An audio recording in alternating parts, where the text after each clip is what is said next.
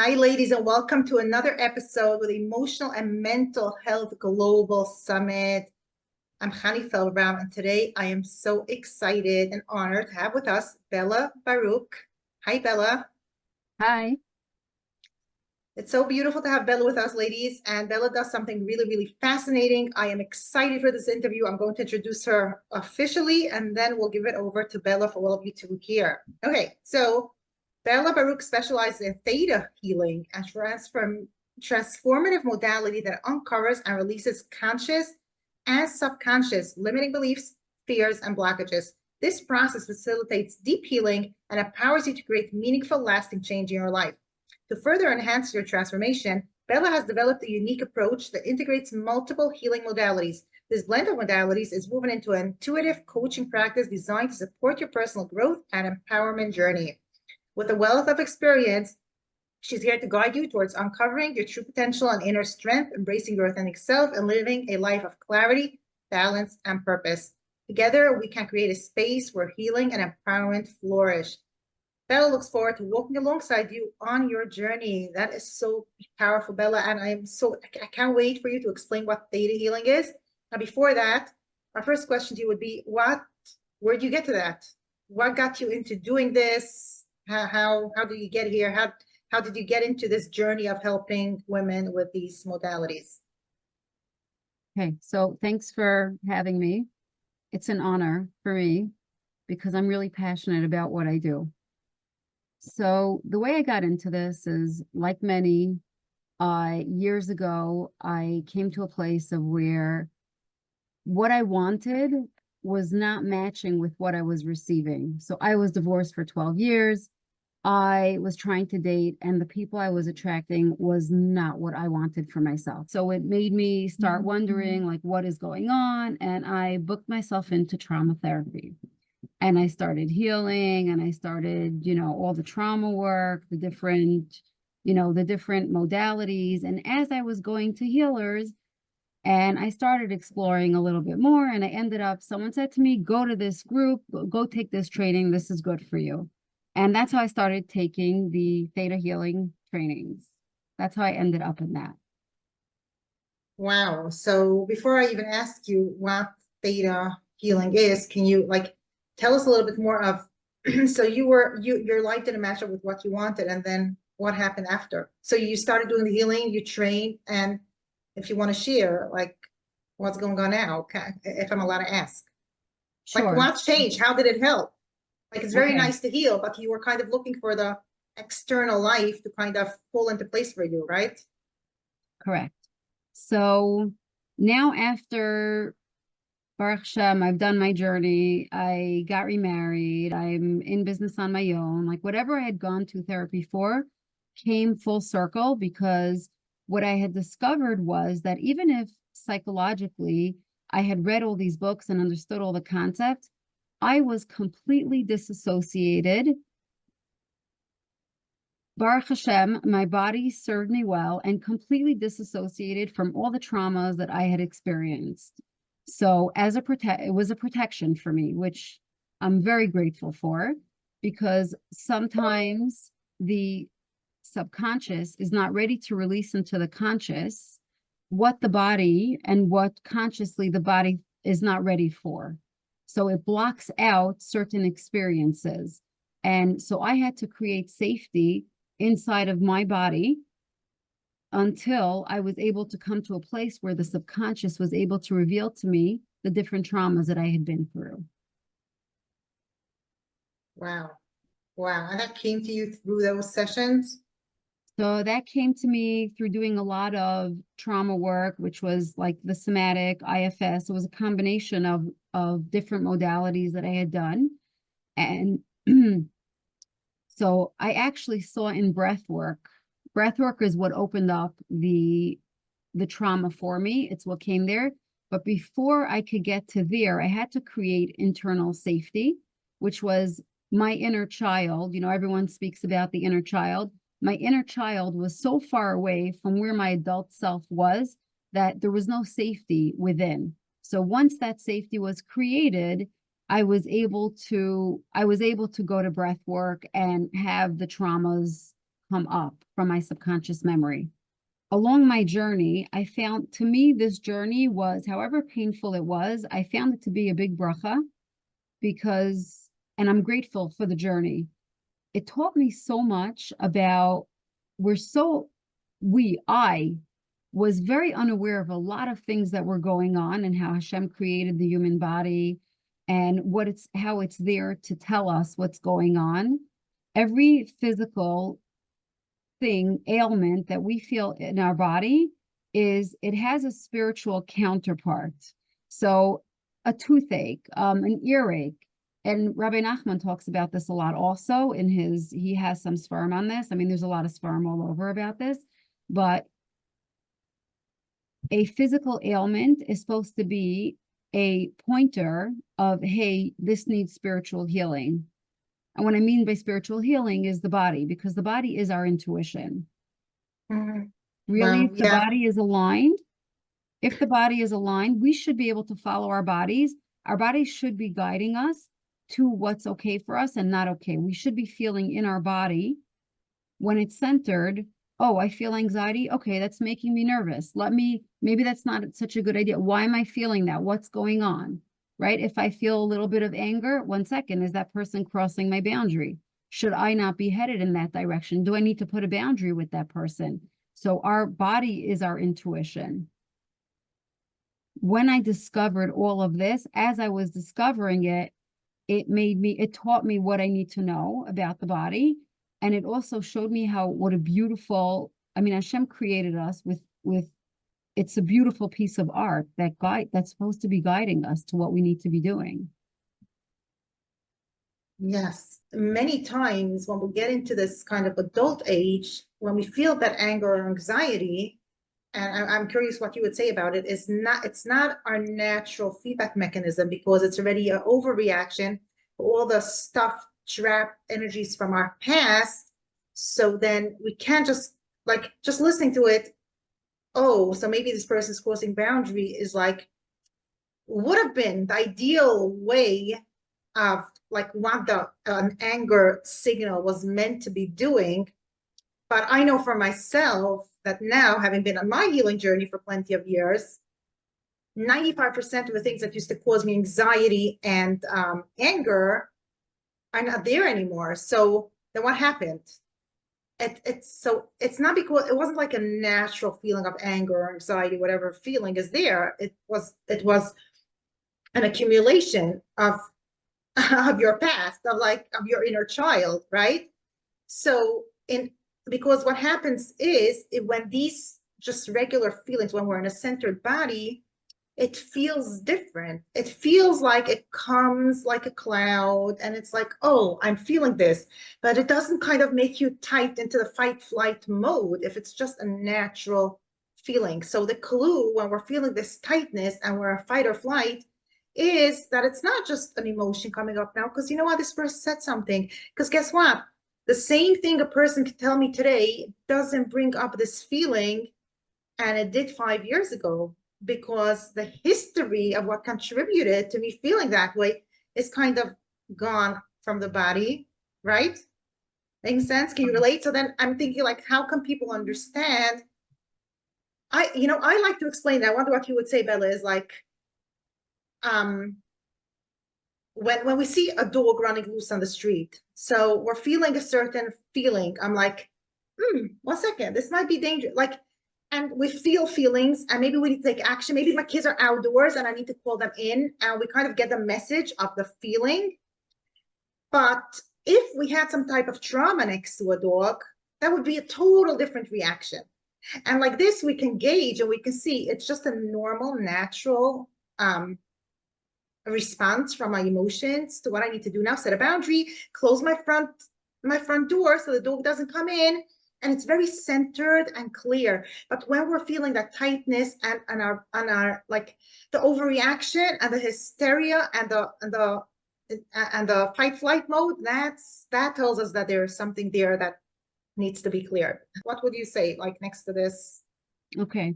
So I actually love that you brought this up because people don't realize that they're not regulated. So there's an expression, I don't know if you've heard of it, but hysterical is historical. any reaction that is like through the roof most likely is coming from a place of where they didn't process that feeling that they had. So let's say, like you said with the dog, if they're having a reaction that's fight or flight and they're shaking and they're, it's just like a really big overreaction. And in the meantime, all the dog is doing is crossing the street and not even looking at the person. When they're having a reaction like that, you could see after in hindsight, maybe that it's an overreaction. And so therefore, that kind of reaction should signal to someone, hey, 1 second, something might be off. Or like, let's say someone has pent up anger from things that were done to them that were not okay, and they're having like a massive outburst. That to me, when I look at something like that, I say, oh, hey, they probably have unprocessed anger. Probably things were done to them that were not okay. They didn't have a chance to express their anger. And so therefore now they're in a place where they could express. And so it's an overexpression because the anger is coming from a much different place. The way I say to people now in a regulated body, to me, what anger looks like is a little bit of like a tickle almost. Like that's the signal. Anxiety also, like a little bit of a tickle to alert you, hey, 1 second. When it's like a full-blown anxiety attack, something to me, when I see a reaction like that for myself, something's off, something's not right. Like the fear also should be a little tickle of that feeling, but then it should go away. It's not supposed to stay and linger in the body. Right. Wow. I love, love, love that. And there's actually, when I teach the women in my groups, we discuss these concepts and we understand that hysterical is historical and where does it come from and how do we actually release it. And I would love to hear how you help your clients do that. So this is a quote it's very powerful. And for me, it's like, I just feel the truth of it and it just resonates with me. And it's whatever disturbs your peace is something for you to heal. And it's huge. And if people out there are listening to this and saying, but Hani, I don't understand what you're saying. Like what do you mean? Like people are doing things, things are happening in the world. And of course it's disturbing my peace. I mean, there are crazy things happening out there. And like, yes, but I've come to a place like Bella was saying about a lot of healing regulation that now I know deep down, I know it very clearly. I feel in my body that when something disturbs my peace, there's another level of healing. And guess what? When we do that healing next week, that same story can all of a sudden not disturb your peace. And I love this explanation of the tickle because I think you explained it so beautifully. We still get a feedback. Our body still gives us feedback in the form of emotions, but it's a tickle of the emotion and not a fight or flight response with that emotion. I love this little, and then you're listening to the message and you see it and you take the action and then it just leaves your body and it just doesn't overtake you. Something that I've experienced myself, and it wasn't so long ago, it was a year ago. So I was in Eretz Yisrael at the time of the terrorist attack. Now I experienced in utero trauma with my father was caught in a terrorist attack in Paris when my mother was pregnant with me. So I absorbed all of that trauma, and it happens to be that was the platform that created all the other traumas that I experienced. Like that was the whole, that was the catalyst for everything else. But what happened was when I was in Eretz Yisrael, when there was a terrorist attack, so I'm looking at my aunt, she's chill. Everyone else, like everyone is calm and me, I'm experiencing PTSD. I am panicking. I'm breathing like heavy. I'm in PTSD. And for me, I took it as an opportunity to work on the trauma, the in utero trauma. And really the way I look at the world is, so there are some people that are not having a reaction at all.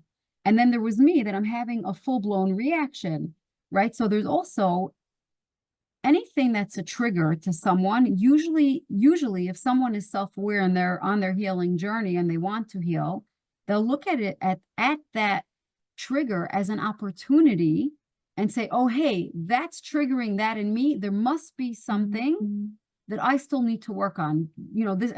I feel like this is what you were saying, that if something external triggers a person, it must be that there is something inside of them that is unresolved. Needs to still be worked on. Yes, powerful. Now, Bella, this brings me to the next question that I'm so curious to hear. So what happened in that year, this past year?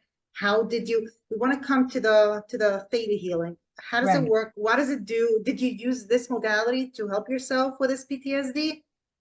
Okay, so no, I didn't use theta healing for that. Um, this is how though, meaning when I did this in utero trauma, I was curious about hypnosis. For me, it didn't resonate. I didn't train in it. But the way I work with clients is, all the things that fascinated me about the body and about how we work and all of that and the responses, it helps me when I do coaching, it helps me to understand what's going on with the client, right? So I don't want to use myself as an example, but I'll explain what theta healing is and I'll explain how I use it on clients. So theta healing is a modality where I tap into the person's subconscious, right? So there is a lot of things that could go on that are in our subconscious. A lot of them could be conscious, but a lot of it is subconscious, and our subconscious is there to protect us. So it blocks out things that are there that are not being revealed to us as a protection. So let's say someone's in therapy. I'll give some examples of that I've had with clients, and so that it's better understood. So with this client was having this is actually a really good example because it brings the body in a little bit also.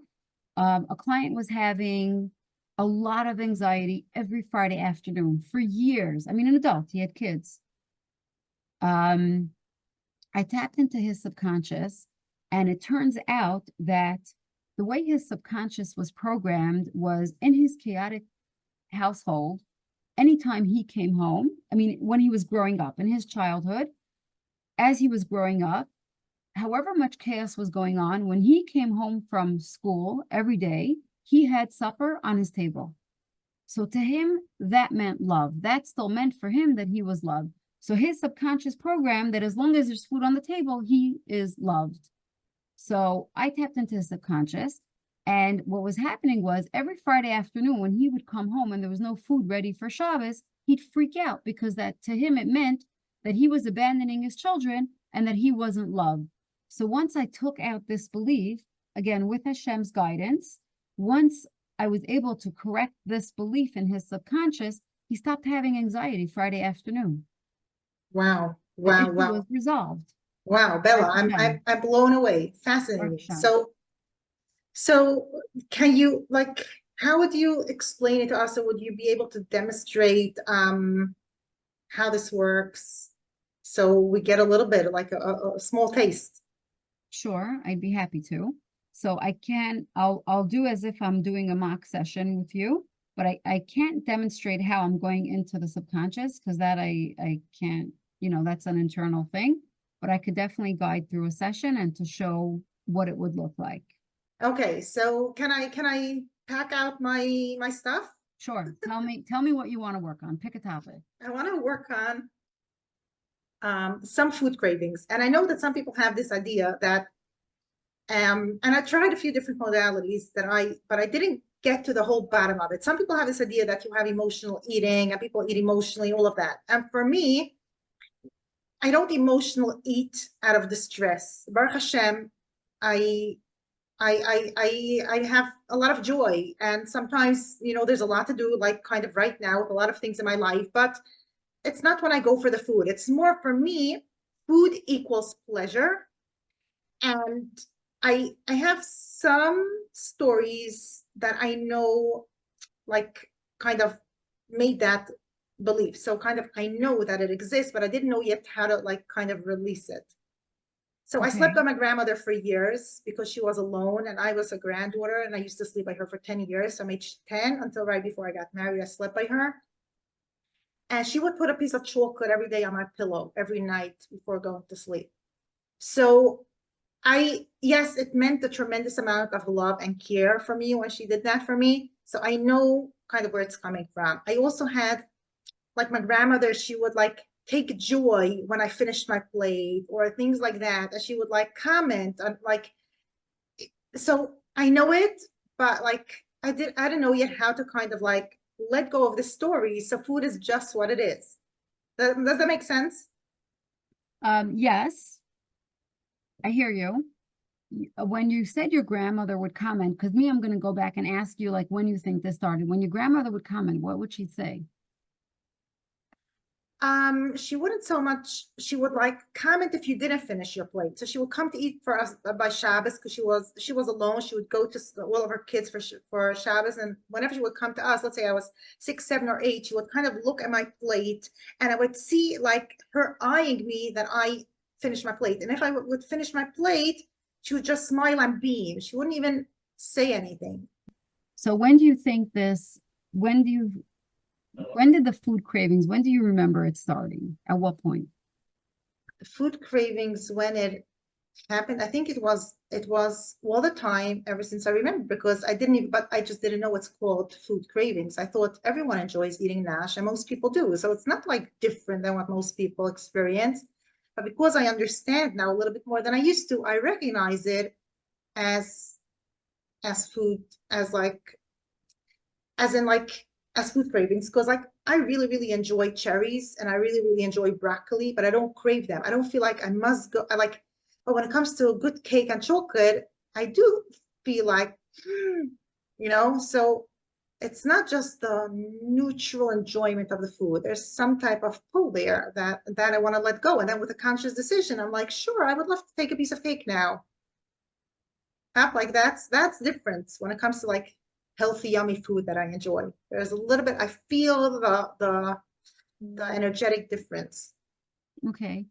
Okay. So with your permission, because everything is always with permission, is it okay if I tap into your subconscious to see what could be going on? Yeah.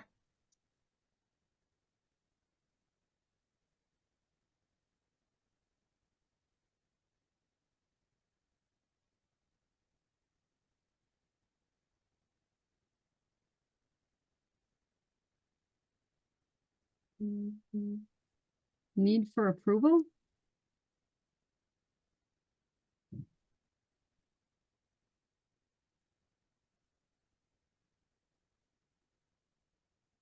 I can relate to that. Could it be that when that I when don't feel that today, but I can see that I definitely would finish those plates because of the amazing approval that I would get. Yes. when that's what's in your, that's what I got from your subconscious. I would have, I mean, see, consciously, if I was trying to assess what's going on, I would go in a different direction. But in your subconscious, it's a call for approval. Okay. And if, with your permission, I'm going to go back in again and see if something else comes up. Yeah. By the way, I appreciate you being vulnerable.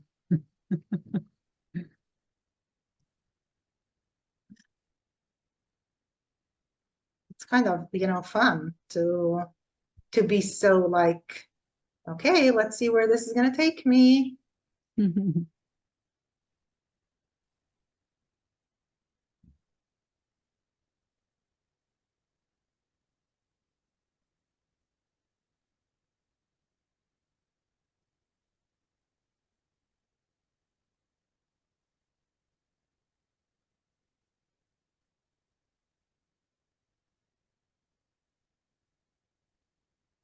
Can I enter? I'm going to muscle test myself for you. Okay.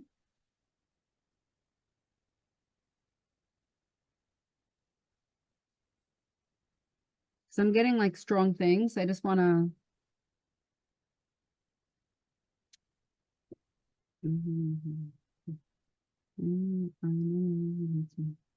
So I got from your subconscious also that everyone hates me.